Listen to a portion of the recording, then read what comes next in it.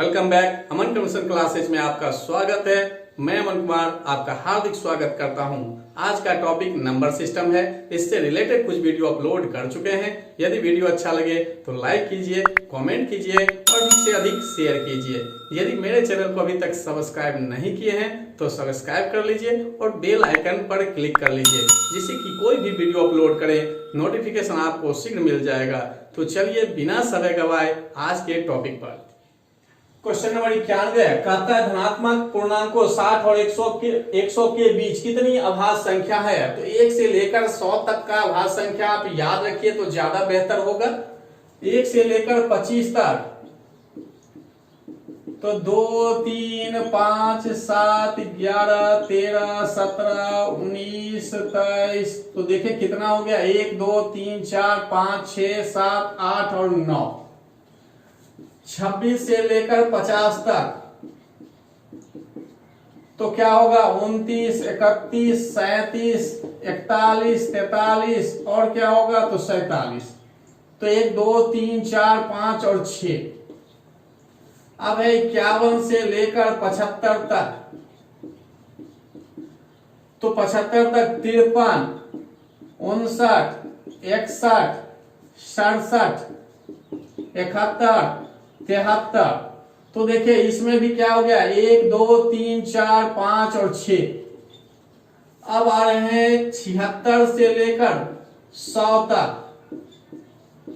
76 से लेकर 100 तक तो इसमें क्या होगा 79, 83, 89 और क्या होगा तो 97। तो इसमें टोटल कितना हो गया 4। तो देखिए अब आपको कभी कहेगा 1 से लेकर 50 तक, कभी कहे 1 से 100 तक, कभी बीच का। तो आप कभी ये भी कहा देता है 60 से लेकर 80 तक के बीच अभाज्य संख्या का योगफल क्या होगा। जब ये बता दिए तो अब आप कोई भी निकाल सकते हैं। तो देखिए 60 से 100 के बीच कह रहा है तो ये 4 तो होगा ही होगा। और 60 के बाद का देख लीजिए 1, 2, 3, 4 यानी टोटल कितना होगा 8। क्योंकि अभी 60 से लेकर 100 तक कह रहा है। 1 से 25 तक 9, 26 से 50 तक 6, 51 से 75 तक 6 और 76 से लेकर 100 तक कितना है 4। यानी 1 से लेकर 100 तक की बात करें तो टोटल कितना है 25। और कह देगा कि 1 से लेकर 100 तक में भाज्य संख्या कितना है।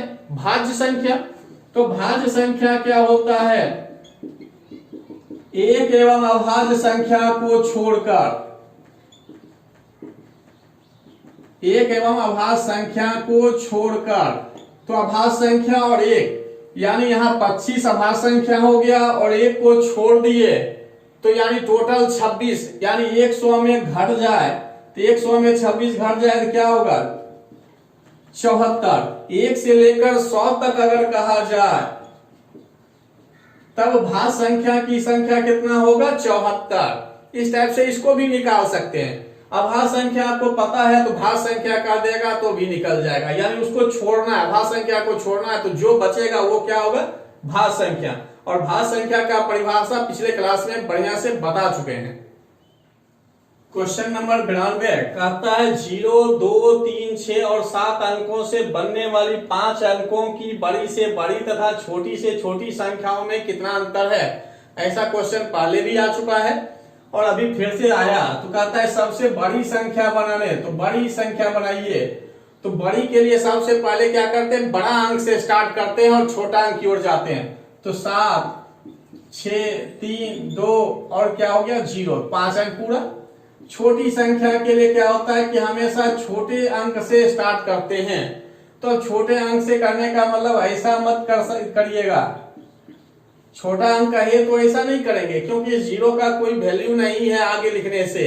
ये बन जाएगा क्या 4 अंक, जबकि क्वेश्चन कह रहा है 5 अंक। तो इसलिए यहाँ क्या करते हैं 0 को थोड़ा बाद कर देते हैं। अब इस 0 का मान है और इससे जो है छोटी संख्या अब नहीं बन सकता है तो अब यहाँ घटा दीजिए। क्योंकि यहाँ कह रहा है कि अंतर, तो 10 में से 7 घटेगा 3, 11 में से 6 घटेगा 5। अब 53 वाला 2 ऑप्शन मिल रहा है लास्ट से, तो अभी और आगे करना पड़ेगा। तो 12 में से 3 गया तो क्या होगा 9। अब 5 तो देखिए आपको तो मिल ही जाएगा। तो आंसर क्या हो गया? बी। अगर हो सकता है 1-2 अंक में ही पता चल जाता तो आगे घटाने की कोई आवश्यकता नहीं है। क्वेश्चन नंबर 93, आयकर जब रुपया में 6 पैसा था उस समय एक आदमी को जितना आयकर देना पड़ता था अब उससे 124 रुपया अधिक देना पड़ता है। अब आयकर रुपया में 8 पैसा है तो उसे आदमी की आय, जब आदमी की आय 1 रुपया था तब आयकर कितना? 6 पैसा, यानी 100 पैसा में 6 पैसा वो क्या देता था? टैक्स दे रहा था। लेकिन कहता क्या है कि अभी 124 रुपया अधिक देना पड़ रहा है। रीजन क्या हो गया? क्योंकि अब जो है 1 रुपया में 8 पैसा दे रहा है, पहले 6 पैसा देता था 8 पैसा, तो अंतर कितना आ गया? तो 8 में 6 घट गया, यानी 2 पैसा का अंतर आ रहा है। कितने में? 100 पैसे में। इसलिए लिखे 2 पैसा का अंतर आता है। तो आय कितना है? 100 पैसा, क्योंकि यहां रुपया में 6 पैसा दे रहा था तो इसलिए 2 पैसा का अंतर आ रहा है, तो उसका आय कितना है? 100 पैसा है। तो अगर 1 पैसा अंतर हो तो यहां क्या लिखेगा? 100/2। तो इसलिए अंतर 124 है, तो 124 के लिए क्या लिखिएगा? 100 गुना 124/2। अब देखिए इसको काट दीजिए तो 6200 रुपया आ गया। अब आप ये सोच सकते हैं कि यहाँ ये रुपया में ये दोनों पैसा में, तो यहाँ डायरेक्ट गुना कर दिए, आंसर कैसे आ गया? तो देखिए अब ये समझना है आपको, इसको हम रुपया में अगर बदले, इस 100 पैसा को रुपया में बदलना हो तो नीचे क्या लिखते? 100, और इसको बदलना हो रुपया में तो फिर क्या लिखते? ऊपर 100, और ये 0 दोनों कट जाता। इसलिए हम यहाँ पर 100 नहीं लिखे, क्योंकि ये दोनों पैसा में ही है, तो ऊपर नीचे था, तो इसके लिए अगर ऊपर 100 देते तो इसके लिए भी नीचे 100 देना होता, 100 कट जाता, तो इसलिए उसको लिखने की कोई आवश्यकता नहीं था, तो नहीं लिखे। अब देखिए यहां से सीधा क्या हुआ कि कट गया 2 से 100 50 बार में, अब 50 गुना 124 कर दिए, कितना आ गया? 6200, और 6200 देखिए कौन सा ऑप्शन? बी। क्वेश्चन नंबर 94 कहता है 342 में से कम क्या घटाया जाए ताकि शेषफल 8 से पूर्णतः विभाजित हो जाए। इस टाइप का बहुत सारा क्वेश्चन पहले भी आ चुका है। तो देखिए अभी इसमें क्या करना है? 342 में 8 से भाग देंगे, तो भाग दीजिए,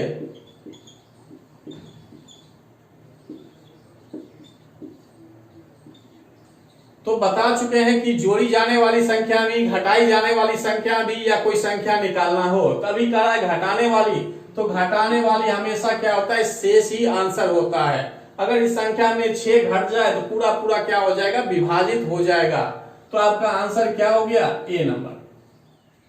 क्वेश्चन नंबर 95 कहता है ए, बी तथा सी 3 संख्या इस प्रकार है कि ए गुना बी बराबर 960 50, और ए गुना सी बराबर दिया हुआ है कितना? तो 95 625, और कहता है बी जो है सी से 1 अधिक है, बी जो है सी से 1 अधिक है, तो कहता है सी ज्ञात करो। तो ऐसा करते हैं, यहीं हम भाग दे देते हैं, भाग देंगे तो क्या होगा? ए कट जाएगा। अब कटता है तो इसको यहीं काट दीजिए जिससे कैलकुलेशन छोटा बार में रहे। तो देखिए 25 से ये दोनों कटेगा, 25 से 3 बार में 75, यहाँ 210 हो जाएगा, 210 मतलब 8 बार में, फिर 105 तो 4 बार में, फिर 2 बार में, 25 से यहाँ भी 3 बार में 75, बच गया 20, और 20 तो 206 मतलब 8 बार में, फिर 62 तो 2 बार में, और 125 तो 5। अब देख रहे हैं कि इतना कट गया, तो और कुछ कट रहा है कि नहीं कट रहा है? तो हम देख रहे हैं कि 17 से कट रहा है। 17 से देखिए 2 बार में 34 4 42, 17 गुना 2 करेंगे तो 34 होगा, 8 5 85, यानी 5 बार में 225 बार में कट गया। अब जब 17 से इसमें दिए 2 बार में 34 4 44, तो 2 बार में 34 102, यानी 6 बार में। तो अब आ गया बी बटे सी बराबर 226 बटे क्या? 225। तो बी बराबर हो गया 226 और सी बराबर क्या हो गया? 225। और यहां देखिए कंडीशन भी लिखा हुआ है कि बी बराबर सी प्लस 1, यानी बी जो है 1 ज्यादा हो। देखिए बी 1 ज्यादा है सी से, तो ये मान प्रूव्ड कर दिया। तो C बराबर क्या होगा 225, ए नंबर। क्वेश्चन नंबर 96 कहता है निम्नलिखित में से सबसे छोटी संख्या क्या है।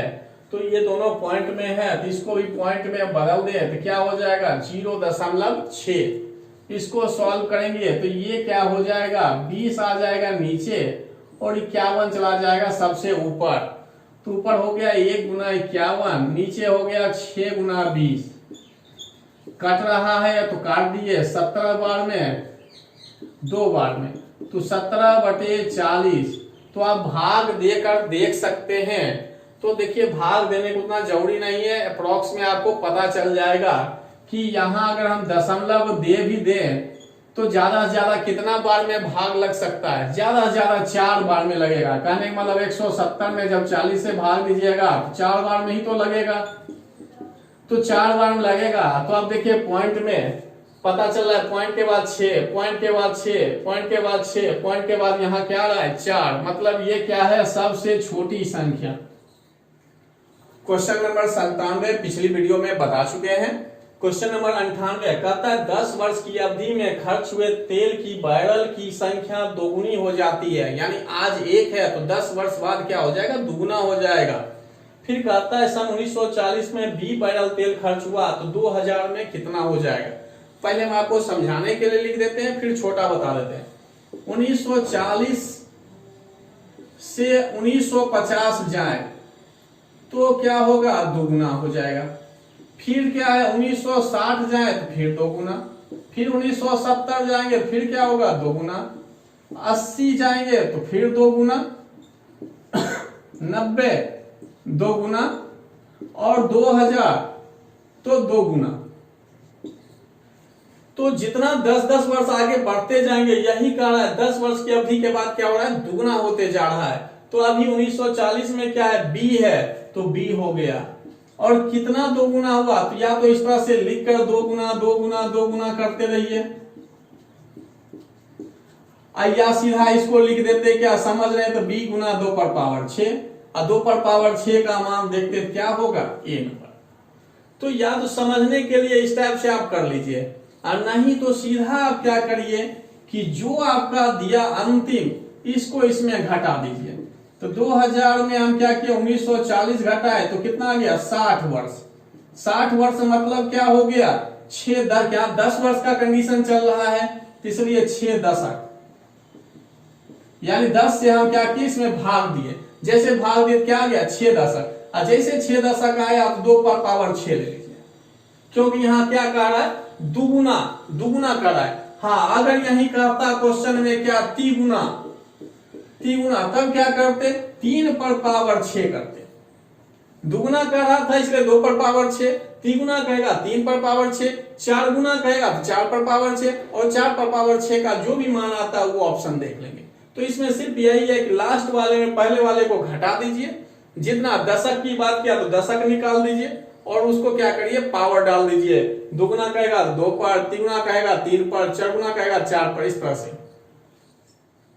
क्वेश्चन नंबर 99 कहता है n का मान ज्ञात करें। तो ज्ञात करें तो 2 कंडीशन, यदि n प्राकृत संख्याओं का योगफल 50-50 है और दूसरे कंडीशन में दिया n प्राकृत संख्याओं का योगफल Sn बराबर ये, तो एक में दिया है फॉर्मूला, एक में दिया है टोटल मान। तो कहता है कि इस 4 ऑप्शन में से कौन सा होगा जिससे क्या होगा कि n का मान निकल जाए। तो कहता है केवल एक पर्याप्त। अगर ये दे तो क्या इससे आप n निकाल सकते हैं। ये भूल जाइए कि अभी आपको फॉर्मूला याद है, वहां से नहीं देखेंगे, वहां से अगर देखेंगे तब तो हम निकाल ही देंगे। यहाँ के अनुसार देखना है कि ये दोनों में से ही निकालना है, अलग से अपना कुछ नहीं सोचना है। तो हम देखें कि अगर केवल एक पर्याप्त कहे तो इससे n का मान नहीं निकलेगा। यहाँ का या तो 1 या 2 पर्याप्त है, ना इससे मान निकलेगा ना ही इससे मान निकलेगा, अकेला अकेला देखा जाए। या का मतलब होता है या तो ये या ये। तीसरे प्रकार 1 और 2 दोनों पर्याप्त है, तो ये योगफल दिया हुआ है, योगफल का फॉर्मूला दिया हुआ है, तो हम यहाँ पर क्या करेंगे लगा देंगे इसको। तो यहां से आपका n निकल जाएगा। जब इसको सॉल्व करेंगे तो क्या होगा n निकल जाएगा। तो मतलब है कि ये आंसर सही है, क्योंकि दोनों आवश्यक है मेरे लिए, फॉर्मूला भी आवश्यक है और जो ये मान दिया वो भी आवश्यक है, तभी n निकलेगा।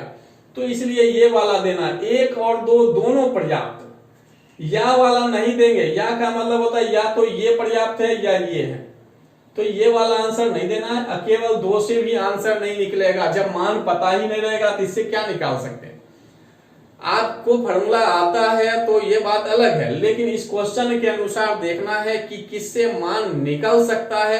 तो हम देखें कि 1 और 2 दोनों, यानी इस मान को भी रखेंगे और इस फॉर्मूला को भी रखेंगे, उसके बाद n निकलेगा। बाकी कोई कंडीशन में n नहीं निकलेगा। तो आपका आंसर क्या होगा? सी नंबर। क्वेश्चन नंबर 100 कहता है एक व्यक्ति अपनी संपत्ति का 1/2 भाग बेच देता है, शेष का 1/2 भाग अपने पुत्र को देता है और अंतिम शेष का 1/3 भाग अपनी पुत्री को देता है। यदि पुत्री का दिया हुआ है तो व्यक्ति की कुल संपत्ति। पहले हम लॉन्ग प्रोसेस देखेंगे, फिर शॉर्ट में एक लाइन में आंसर निकालेंगे। तो देखिए, सबसे पहले आप संपत्ति मानिएगा क्या है, तो x। तो कहता है 1/2 भाग क्या करता है? बेच देता है। तो बेचेगा तो बेचने वाला भाग क्या होगा? x का 1/2, तो x/2।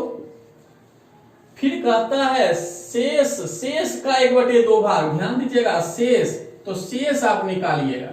शेष का क्या मतलब? ये पहले टोटल था, अब इसमें बेच दिया तो अब घटा दिए तो क्या निकल गया? 1/2। शेष अब ये आ गया। अब कहता है शेष का 1/2 भाग अपने पुत्र को दे रहा है, जो ये निकला इसका 1/2, तो अब पुत्र को कितना देगा? तो x/2 का 1/2, तो x/ क्या हो गया? अच्छा, ये पुत्र को दे दिया। तब कहता है अंतिम शेष, यानी यहां पर वाला शेष नहीं, अंतिम शेष अब निकालना होगा। अंतिम शेष क्या है? अंतिम शेष तो पहले ये था, अब इसमें पुत्र को दे दिया तो ये घट के क्या हो गया? x/4। तो देखिए कहा क्या, पहले संपत्ति x था तो उसका क्या क्या बेचने वाला भाग 1/2, तो x/2 निकाल दिए। शेष का तो शेष निकाले तो x/2, कहता है शेष का पुत्र को दिया, तो ये निकल गया। तो अब इसमें से ही नहीं, इस पुत्र को दिया है, इस शेष से इस पुत्र को दिया, तो अब इसमें से घटाएंगे तो जो बचेगा वो क्या निकलेगा? अंतिम शेष। तो अंतिम शेष निकल गया x/4। अब कहता है कि यदि पुत्री को इतना रुपया मिला तो व्यक्ति कुल संपत्ति, यानी ये जो बच रहा है ये 1/3 भाग किसको मिल रहा है? पुत्री को। जो अंतिम शेष बचा उसका कहा 1/3 भाग किसको मिल रहा है? तो पुत्री को मिल रहा है, तो उसका 1/3 भाग निकाल दिए। तो कहता है पुत्री कितना है? तो 12,500। अब इससे क्या होगा कि ये तो पुत्री बराबर लिख दिए, अब इसको छोड़ दीजिए, अब बस इसको सॉल्व करिए। तो यहाँ x बराबर क्या होगा? 12,500 गुना 4 गुना 3 ऊपर चला जाएगा। 4 गुना 3 क्या हो गया? ऊपर चला गया, क्योंकि यहाँ भाग में था। इससे क्या होगा? संपत्ति निकल जाएगा। तो अब गुना कर दीजिए, तो 125 को 12 से गुना करेंगे तो क्या होगा?